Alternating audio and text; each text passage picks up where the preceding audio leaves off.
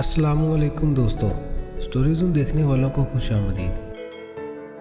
आज की वीडियो की तरफ बढ़ने से पहले आपसे गुजारिश है कि अगर आपने अभी तक हमारा चैनल सब्सक्राइब नहीं किया तो सब्सक्राइब बटन पर क्लिक कर दें और बेल आइकन को प्रेस करें ताकि हमारी आने वाली हर वीडियो आपको बर वक्त मिलती रहे। कूफा में मुस्लिम बिन अकील का वालिहाना इस्तकबाल। हज़रत मुस्लिम बिन अकील अपने कुछ साथियों और दो बेटों जो आपको बहुत प्यारे थे उनको साथ लेकर कूफा रवाना हुए।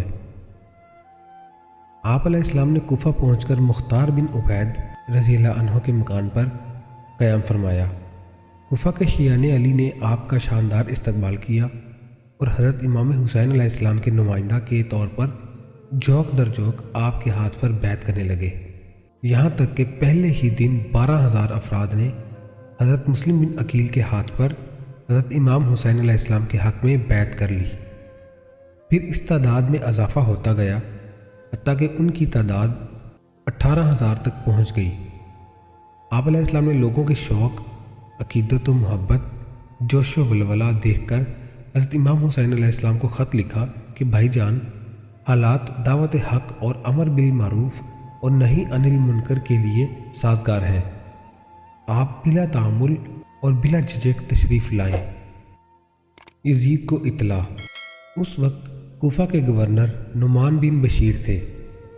आप सहाबी रसूल सल्लल्लाहु अलैहि वसल्लम होने के साथ साथ मुहिब्बे अहले बैत भी थे, इसलिए आपने हज़रत मुस्लिम बिन अकील की राह में कोई रुकावट न डाली और खामोशी से सब कुछ गवारा किया।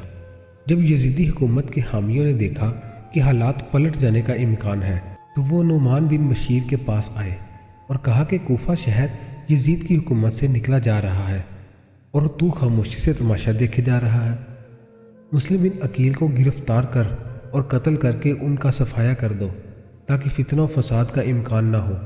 नुमान बिन बशीर ने कहा कि अल्लाह ताला की अतात में कमज़ोरी मुझे उसकी नाफरमानी में ताकत से ज़्यादा महबूब है और मैं ऐसा नहीं कि जिसका अल्लाह ने पर्दा रखा है मैं उसका राज अफशा करूं।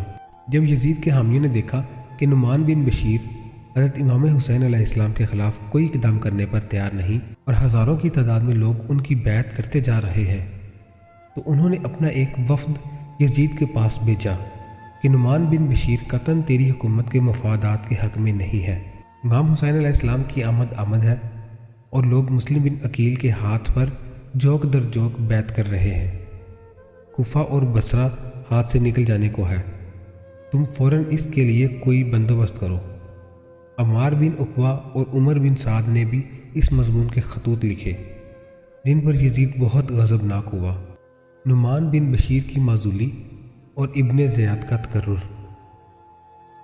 कूफा की सूरत हाल के बारे में इत्तला के हवाले से यजीद ने अपने एक ख़ानदानी ग़ुलाम सरजोन को बुलाया। सरजोन इब्ने सुफियान का ख़ास एतमाद वाला ग़ुलाम और ख़ानदान का राजदार था। यजीद ने उसकी गोद में परवरिश पाई थी। यजीद ने उसको तमाम हालात बताए और पूछा कि अब मुझे क्या करना चाहिए। सरजोन ने कहा कि मुआविया ज़िंदा होता तो क्या आप उनका मशवरा कबूल कर लेते? यजीद ने कहा हाँ। सरजोन ने कहा कि तो मेरा ये मशवरा भी कबूल कर ले कि कूफा की इमारत के लिए उबैदुल्लाह बिन ज़ियाद से बेहतर कोई आदमी नहीं, इसलिए कूफा की इमारत उसके सुपुर्द कर दें। यजीद उन दिनों इब्ने ज़ियाद से खफा था और बसरा की गवर्नरी से भी उसे मज़ूल करने का कसद कर रहा था, लेकिन सरजोन के मशवरे के बाद यजीद ने इब्ने ज़ियाद को ख़त लिखा जिसमें उससे खुशनुदी का इजहार किया और उसे लिखा कि हम बसरा के साथ साथ कूफा का भी तुझे वाली बनाते हैं। मुस्लिम बिन अकील को तलाश करो, अगर वह मिल जाए तो उसे कत्ल कर दो। जिस दिन बसरा में इब्ने ज़ियाद को यजीद का हुक्मनामा मिला उसी दिन बसरा में हज़रत इमाम हुसैन का कासद भी अहले बसरा के नाम आप अलैहिस्सलाम का एक ख़त लाया, क्योंकि अहले बसरा भी आप अलैहिस्सलाम की तरफ माइल थे।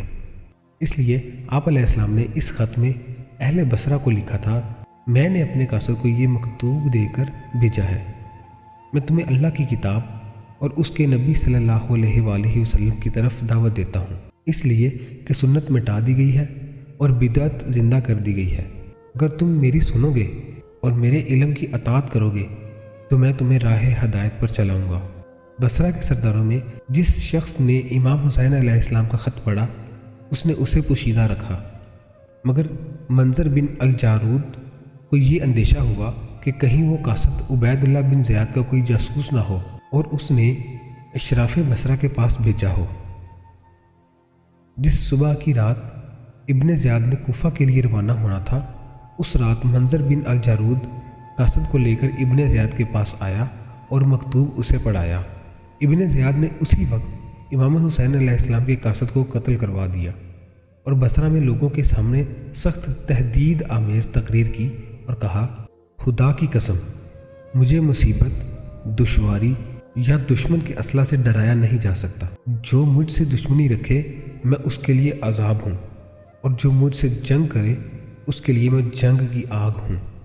امیر المومنین یعنی یزید نے مجھے کوفہ کی ولایت سونپی ہے، میں کل وہاں جانے والا ہوں اور اپنے پیچھے عثمان بن زیادہ بن ابو سفیان کو تم پر نائب بنائے چھوڑے جا رہا ہوں۔ تم لوگ اختلاف اور بغاوت سے اجتناب کرو، ورنہ قسم اس ذات کی کہ جس کے سوا اور کوئی خدا نہیں، اگر میرے پاس تم میں سے کسی کی مخالفت کی خبر پہنچی تو میں اس کو اور اس کے حامیوں اور دوستوں کو بھی نہیں چھوڑوں گا۔ میں بعید یعنی دور کے بدلے قریب کو پکڑوں گا، یعنی روپوش مجرموں کے وارثوں اور حامیوں کو پکڑوں گا جو موجود ہوں گے، یہاں تک کہ معاملہ سلجھ جائے اور تم میں کوئی مخالفت کرنے والا اور پھوٹ ڈالنے والا باقی نہ رہے۔ یاد رکھو میں اپنے باپ کے مشابہ ہوں، اس باپ کے جس نے کنکر پتھر روند ڈالے تھے۔